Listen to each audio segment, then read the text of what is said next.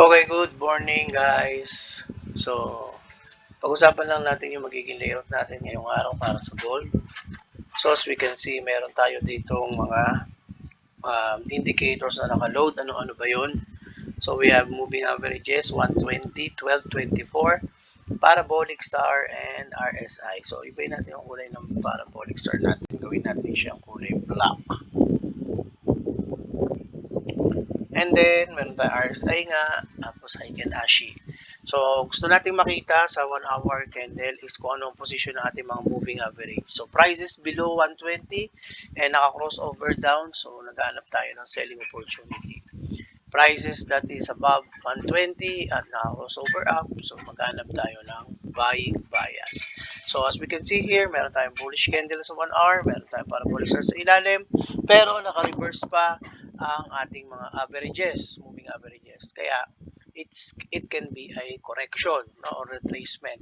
So, kung retracement yan, we are looking, of course, puntahan niya itong previous support natin sa ating 1 hour time frame at itong ating previous resistance, which is our midterm to long-term target or good for 1 day to 3 days na pwedeng gawin ni gold. So, dahil hindi naman tayo magti-trade ng matagalan, gusto natin sa lower time frame. So, susunod na gagawin natin ay punta tayo sa 15 minutes and tingnan natin kung may reversal siya o yun yung tawag na uptrend. Kasi syempre, alam nga natin na nagko-correct sa 1 hour. So, dito, clearly, we have a moving average na nakakross. Meron din tayong presyo na nasa ibabaw ng ating moving average na 120. So, we can see na mayroong correction. Kaya ang tanong is, should we buy here? Or magkaroon ba tayo ng buying confluences para i-target natin itong ating resistance na 42.48 at 43.70. So, it will be dependent sa gagawin niya. So, ang gawin natin, pwede tayo maglagay ng possible trend line sa 15 minutes para may idea lang tayo if this will be a valid continuous uptrend para sa gold. Okay? So, if this will be a valid trend, so mayroon tayong idea kung saan siya pwede bumalik for us to buy and magkaroon tayo ng maliit na risk exposure to counter trend. Kung wala naman at magpapatuloy na siya sa pagtaas, of course, we want to see a potential breakout dito sa kanyang near resistance. Okay?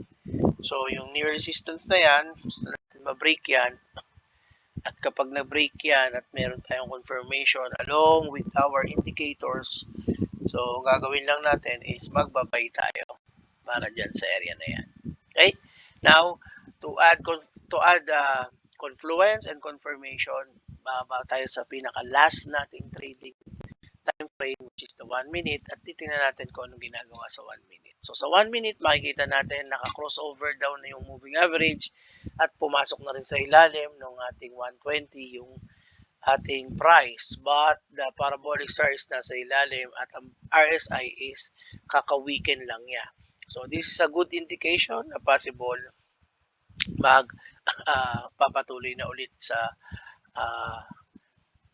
pagbaba ang price for a while sa 1 minute at yun nga, sabi ko nga kanina, gusto natin makita na kung babalik pa siya dyan sa trend line natin, yan sa 15, so pwede tayo magkaroon ng buy dyan. Ngayon, nasa 1 minute tayo, kung gusto natin mag-trade ngayon, we can have a sell bias para papunta doon sa ating trend line, which is, ang magiging target natin dyan is, of course, itong ating black line na ito, which is our trend line. So, gawin natin, to confirm everything, so meron tayong confirmation sa 15, lagyan din natin ang confirmation dito sa 1 minute, so ibig sabihin, a breakout above this 93.97 will lead us to a buy position, targeting natin itong ating first TP, which is 42.13, then yun ang tip is sa 15 minutes. Ayan. Sa 1 hour, 42.48, tsaka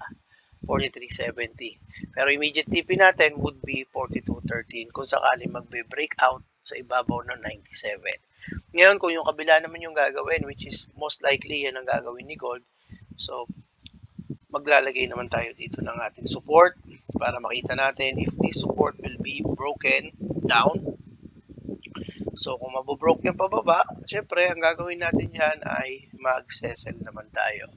So mag-sell tayo sa area na yan pag ang candle ay nag-close sa ilalim yan at makakita tayo ng at least a nice engulfing bearish candle na kung saan pwede magsabi sa atin na tama na tayo ay mag-sell at of course ang tatargetin naman natin is this area.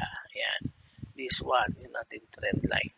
So whichever comes first, for the meantime, hindi natin ginagalaw yan. Wala pa tayong confirmation sa ating Heiken Ashi Parsar strategy. So gusto natin makakita ng breakdown blue to red and then malaking bearish candle. Ayan, so malapit na pala, no? Meron palang paparating na signal. And from there, mag-sell tayo at first TP natin is itong 4183 and then next TP natin is the breakdown papunta sa ating trend line which is yung black line na yan. Okay, so gawin natin to. This will be a nice risk reward if ever. So kung maliman, we will be stop out here. So gawin natin yan. We have a few seconds, 9 seconds. So gawin natin, i-trade natin siya. Okay? So sell natin siya.